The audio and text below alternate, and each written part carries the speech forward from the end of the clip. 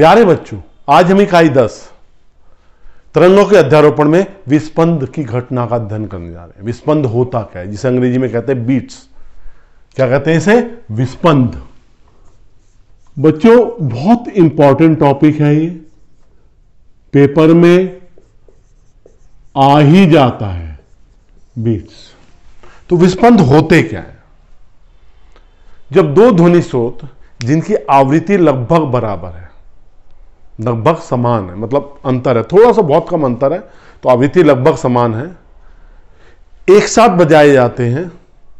जब दो ध्वनि स्रोत जिनकी आवृत्तियां लगभग बराबर हैं एक साथ बजाए जाते हैं, तो उनके अध्यारोपण से जो परिणामी ध्वनि उत्पन्न होती है, उसकी तीव्रता में बारी बार से उसकी तीव्रता जो परिणामी मिलती है, उसकी तीव्रता बारी बारी घटती व बढ़ती है। ध्वनि की तीव्रता के इस उतार और चढ़ाव को विस्पंद कहते हैं। ध्वनि की तीव्रता के इस उतार व चढ़ाव को क्या कहते हैं? विस्पंद कहते हैं। एक चढ़ाव तथा एक उतार को मिलाकर एक विस्पंद कहते हैं। एक चढ़ाव तथा एक उतार को मिलाकर क्या कहते हैं? उतराव को मिलाकर क्या कहते हैं? एक विस्पंद कहते हैं। और एक सेकंड में जितनी बार ध्वनि की तीव्रता अधिकतम और न्यूनतम होती है, मतलब जितना उतार और चढ़ाव होता है, उसे विस्पंद आवृत्ति कहते हैं। फिर सुनिए, दो ध्वनि स्रोत जिनकी आवृत्ति लगभग बराबर है एक साथ बजाए जाते हैं, तो परिणामी ध्वनि की तीव्रता में उतार और चढ़ाव होते हैं। इस उतार और चढ़ाव को क्या कहते हैं? विस्पंद कहते हैं। एक उतार और एक चढ़ाव को क्या कहते हैं? एक विस्पंद कहते हैं। और जो एक सेकंड में जितने उतार चढ़ाव होते हैं उसे विस्पंद आवृत्ति कहते हैं। तो विस्पंद की शर्तें क्या आई? विस्पंद की सबसे पहली शर्त आई कि दोनों ध्वनि स्रोतों के बीच में आवृत्तियों का बहुत कम अंतर होना चाहिए। दोनों ध्वनि स्रोतों के बीच आवृत्ति का बहुत कम अंतर होना चाहिए, 10 से कम होना चाहिए। मतलब एक 390 है तो एक 382 होनी चाहिए, 8 का अंतर। दूसरा, ध्वनि स्रोतों से उत्पन्न तरंगों के आयाम लगभग बराबर होने चाहिए। जो दो ध्वनि स्रोत हैं जो उत्पन्न कर रहे हैं, उनके आयाम क्या होने चाहिए? लगभग बराबर होने चाहिए। और उत्पन्न तरंगे एक ही दिशा में संचित होनी चाहिए। उत्पन्न तरंगे क्या होनी चाहिए? एक ही दिशा में क्या होनी चाहिए? संचित होनी चाहिए। कैसे? मैं बताता हूं। जब दो ध्वनि स्रोत जिनकी आवृत्ति लगभग समान है एक साथ बजाते हैं, तो उनमें से उत्पन्न तरंगे एक ही दिशा में तरंग संचरित होती है। दोनों ध्वनि स्रोतों से जो ध्वनि तरंगे निकलनी है एक ही दिशा में संचरित होती है। तो जब ये तरंगे किसी बिंदु पर समान कला, एक ही कला में मिलती है, मतलब समान कला में मिलती है, वहां तीव्रता अधिकतम होती है। जब ये विपरीत कला में मिलती है वहां तीव्रता न्यूनतम होती है। तीव्रता क्या होती है? न्यूनतम होती है।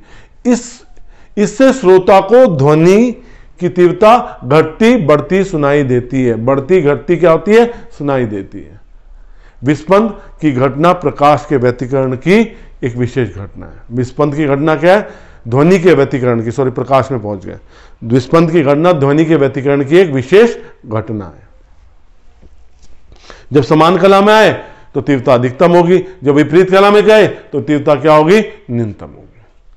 अब हम विस्पंद आवृत्ति के लिए, किसके लिए? विस्पंद आवृत्ति के लिए कब अधिकतम होगी, कब न्यूनतम होगी, उसके लिए सूत्र की व्युत्पत्ति कर रहे हैं। हमारे पास दो ध्वनि स्रोत हैं जिनकी आवृत्तियां N1 और N2 है। N1 N2 से बड़ी है। हमारे पास क्या है? हमारे पास दो ध्वनि स्रोत हैं जिनकी आवृत्ति N1 व N2 है। N1 का मान N2 से अधिक है, एक साथ बजाए जाते हैं। इनके आयाम क्या है? A1 व A2 है। उनके आयाम क्या है? इसका आयाम A1 है और इसका आयाम क्या? A2 है। तो Y1 इज इक्वल टू कितना हो जाएगा? A1 sine omega 1t, Y1 is equal to A1 sine 2 pi N1t। Y2 इसी तरह Y2 कितना हो जाएगा? A2 sign 2 pi N2t। अब अध्यारोपण के सिद्धांत से, अध्यारोपण के सिद्धांत से, अध्यारोपण के सिद्धांत से y किसके बराबर हो जाएगा? y1 plus y2। तो y का मान क्या हो जाएगा? A1 sine 2 pi n1t plus a2 sign 2 pi n2t। हमने एक कंडीशन मानी थी कि इनके आयाम बराबर है। हमने क्या माना था? इनके आयाम बराबर है। तो आयाम को बराबर लिए हमने, a और a दोनों के आयाम लिए, तो y इज इक्वल टू क्या हो जाएगा? अब आपके पास a कॉमन आ गया, sine 2 pi n1t plus sine 2 pi n2t। y a sine a plus b sine b क्या आएगा? 2 sine 2 pi n1t plus 2 pi n2t upon 2 into cos 2 pi n1t minus 2 pi n2t upon 2। ठीक है साहब। अब y is equal to कितना होगा? 2a sine pi n1 plus n2t sine pi n1 minus n2t cos. तो ये समीकरण कैसे लिखी जाएगी? y is equal to 2a cos pi n1 minus n2t sine pi n1 plus n2t। अब ये पूरा क्या हो जाएगा? परिणामी आयाम a। तो y is equal to equation क्या आ गई? a sine pi n1 plus n2 into t, जहां a का मान किसके बराबर है? 2a cos pi n1 minus n2t। ठीक है। अब हमें डिस्कस करना है ये आयाम। ये हमारी क्या आ गई? परिणामी ध्वनि तरंग की समीकरण। अब यहां पे 2a नियतांक है, नियत है। ठीक है। तो a का मान किस पे निर्भर रहा है? a मैक्सिमम कब होगा? a अधिकतम कब होगा? जब cos pi n1 minus n2t का मान क्या होगा? Plus minus 1। इसका मतलब क्या हुआ? cos pi n1 minus n2t is equal to cos k pi, जहां k का मान क्या है?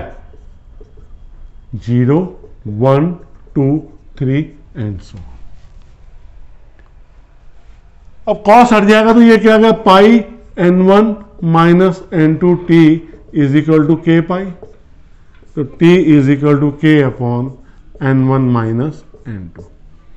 k का मान 0 1 2 रखने पर t कितना हो जाएगा? 0 1 बटा n1 माइनस n2, 2 बटे n1 माइनस n2, 3 बटे n1 minus n2 and so. Delta T क्या आ जाएगा? दोनों का अंतर 1 upon n1 minus n2 minus 0, या 2 upon n1 minus n2 minus 1 upon n1 minus n2 and so. तो डेल्टा टी क्या आ जाएगा आपका? 1 अपॉन n1 माइनस n2। ये समय अंतराल आ गया। क्या आ गया आपके पास? समय अंतराल आ गया, इतने सेकेंड। इसका मतलब क्या हुआ? इसका मतलब 1 सेकेंड में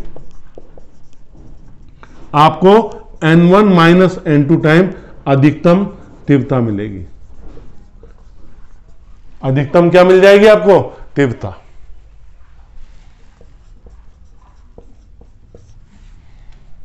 मतलब n1 माइनस n2 टाइम क्या मिल गया आपको?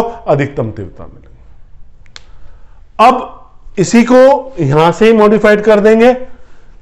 ये हमारी समीकरण है। अब हम क्या करेंगे? हम न्यूनतम आयाम के लिए चलेंगे। किसके चलेंगे? न्यूनतम आयाम के लिए।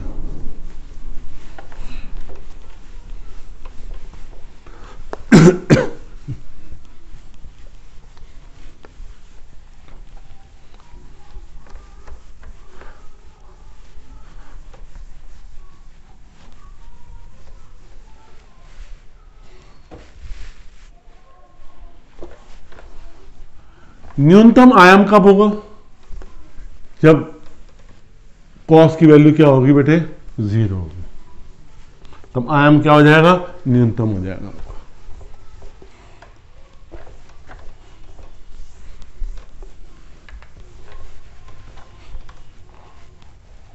देखिए, ए न्यूनतम कब होगा? मिनिमम जिसे कहते हैं, जब cos pi n1 minus n2 t की वैल्यू क्या हो जाएगी? 0 हो जाएगी। cos pi n1 minus n2 t is equal to cos k pi by 2, जहां k का मान क्या है? 1, 3, 5 एंड सो ऑन। तो pi n1 minus n2 t is equal to k pi by 2, t की value k upon 2 n1 minus n2। k की value क्या रखी? 1, 3, 5, तो t की वैल्यू क्या आ गई? 1 बटे n1 माइनस n2, 3 बटे n1 माइनस n2, 5 बटे n1 minus n2 and so. अब हम क्या निकालेंगे? Delta T. 3 बटे n1 माइनस n2, 1 बटे तो डेल्टा टी के बचेगा 2 होगा नीचे, ये 2 है, सॉरी 2 तो ये आ जाएगा 3 minus 1 2 n1 minus n2, delta T आ गया 2 अपॉन 2 n1 माइनस n2, तो डेल्टा टी आपका बचा 1 अपॉन n1 माइनस n2। इसका मतलब आपकी n1 माइनस n2 क्या होगी? तीव्रता न्यूनतम होगी। n1 माइनस n2 टाइम्स आपकी तीव्रता क्या हो जाएगी? न्यूनतम हो जाएगी। मतलब एक सेकंड में जितनी बार तीव्रता अधिकतम हो रही है उतनी बार तीव्रता क्या हो रही है? न्यूनतम हो रही है। मतलब जितने उतार होंगे उतने ही चढ़ाव होंगे। ये विस्पंद आवृत्ति कहलाती है। क्या कहलाती है?